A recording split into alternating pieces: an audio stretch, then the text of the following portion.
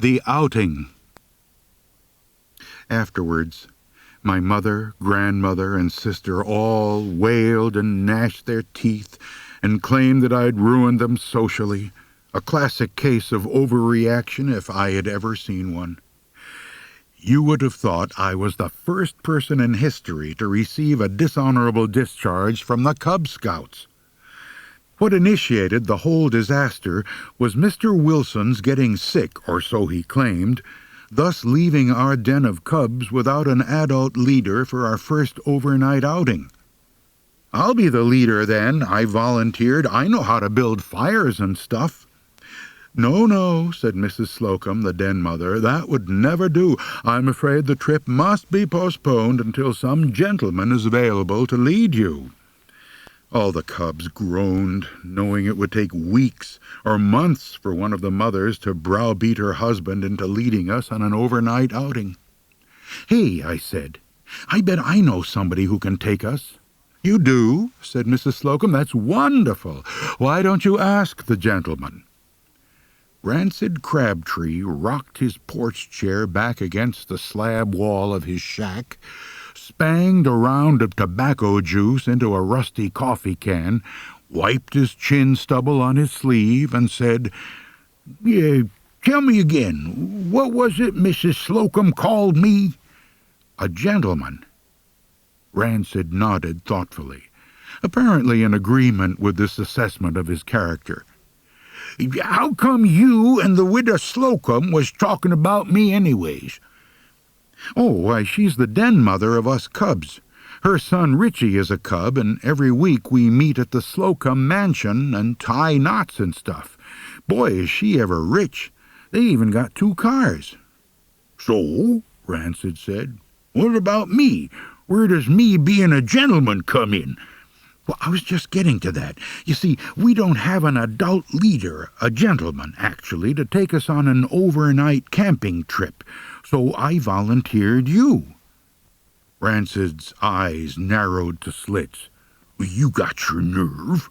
If you think I'm going to nursemaid a bunch of you brats on a camping trip, you got another thing coming. Just thinking about it makes my rheumatiz act up. Hand me that quart jar of my rheumatiz medicine." I handed him the jar and watched him take a big enough swig to cure half the county of rheumatism. "Well, I thought you might feel that way about it," I said, "but you know how rich and pretty Mrs. Slocum is, and I thought maybe while you were in picking up us cubs to go on the camping trip, you and Mrs. Slocum could get to talking, and she would invite you in for coffee when we got back. You know, she doesn't have a man around the house to fix things for her, just old Richie, and he doesn't amount to much, so maybe she would say, 'Rancid, there's something wrong with the light in the bathroom. Do you suppose you could fix it for me?' And you would fix her light, and she would be so grateful that after a while you and her would go out dancing together, and after that maybe get married, and you would be rich. But I suppose you're right. Well, so long, Rancid, I got to get home." "Wait!" I hardly recognized Rancid when his old truck rattled up in front of the Slocum mansion the following Saturday. He was wearing new bib overalls, an old suit jacket, a reasonably white shirt, and his battered felt hat.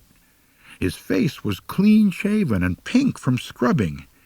"Rancid," I shouted, "you look great." "Don't holler," he said, wincing. It hurts my hide." Mrs. Slocum swept down the walk from the mansion, holding out her hand. "I'm so pleased to meet you, Mr. Crabtree. Pat has told me so much about what a fine woodsman you are.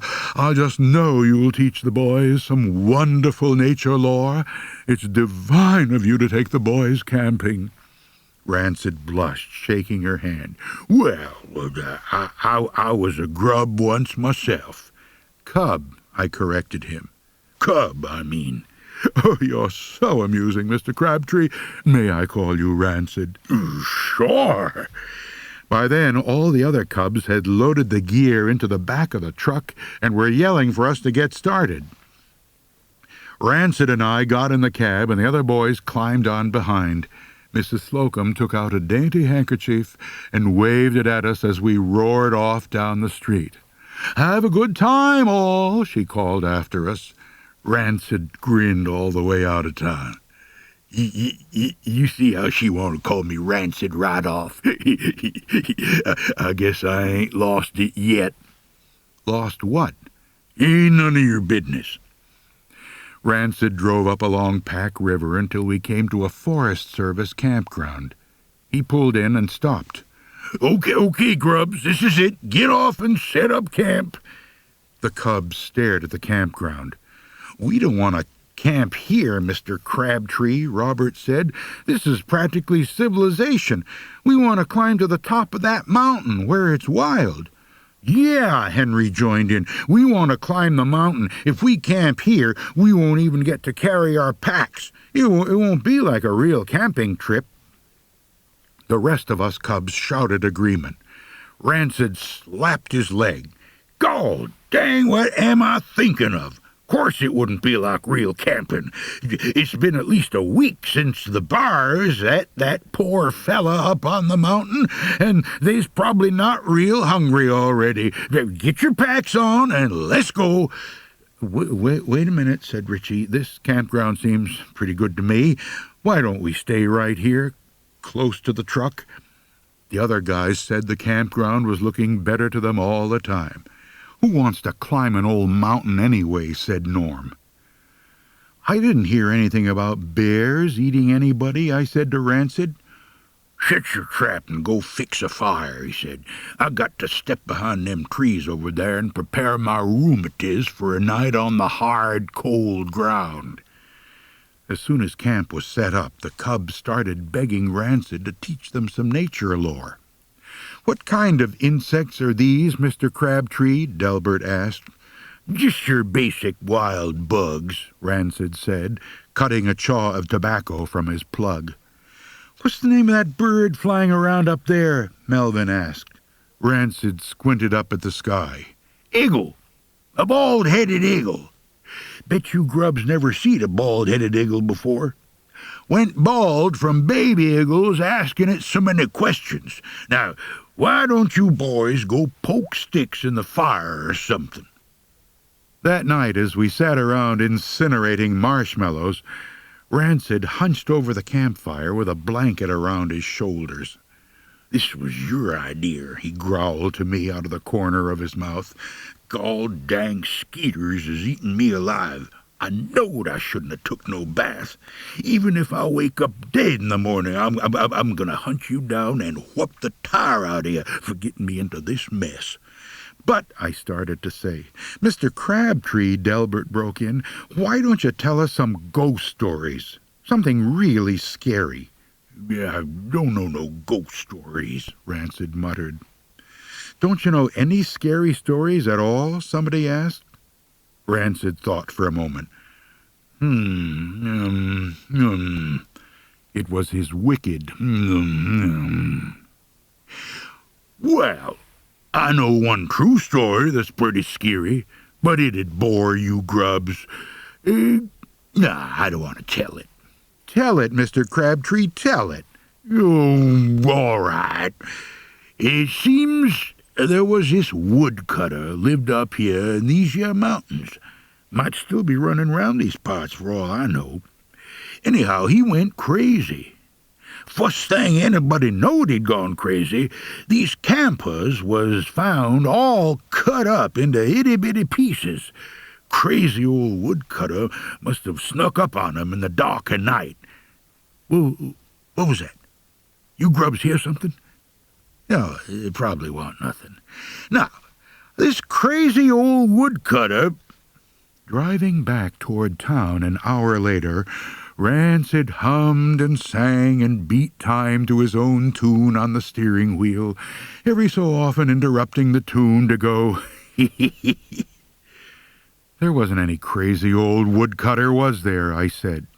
Who knows? Might have been. Dum-dee-dum-dum." "Now, here's my plan.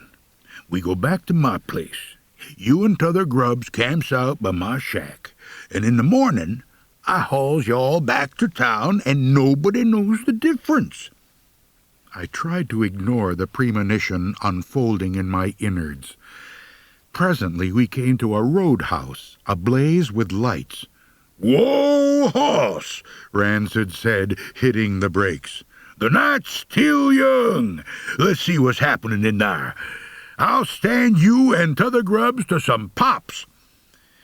Looking back, I suppose our little group marching into the roadhouse must have presented something of a spectacle. The tall, lanky mountain man, trailed by what appeared to be 8 pint-sized Union cavalrymen. "You can't bring those kids in here," the barman barked at Rancid. "Well, I thought I just did," Rancid replied calmly. "Set 'em up around the pops." Snarling, the bartender set a row of glasses along the bar, and without asking our preference, filled them with orange pop.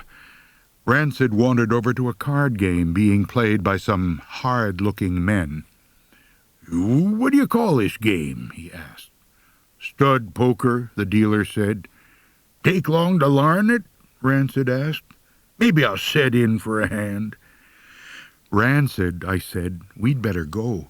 We're supposed to be camping." "Don't pester me, boy. I'm just going to play a few hands to see if I can get the hang of this, stub poker. You grubs go shoot some pool or play the slot machines, but stay out of trouble." All the cubs agreed later that it was one of the more interesting evenings of our lives. Delbert said it was just like in the movies, and Melvin said no, it was even better. They were referring to the fracas that started when one of the card players yelled something about cheating, and the card table got knocked over, and Rancid shouted, "Quick, fetch me one of them pool cues!" And we all thought he wanted the cue to play pool with. One by one, the parents of the cubs came down to the sheriff's office in the pre-dawn hours to pick up their sons. It was a memorable scene. I particularly remember Mrs. Slocum coming in, snatching Richie by the hand and heading for the door without saying a word to me or Rancid, who was arguing with one of the deputies. I knew right then that my career in the Cub Scouts was over. Then Rancid noticed Mrs. Slocum dragging Richie out the door. "Ma'am!" Mrs. Slocum stopped, turned slowly, as if she'd been quick-frozen and was becoming unthawed. "Yes, Mr. Crabtree," she said through her teeth. "Ma'am," said Rancid, "I suppose this means that you won't be wanting me to fix your bathroom light?" The case of the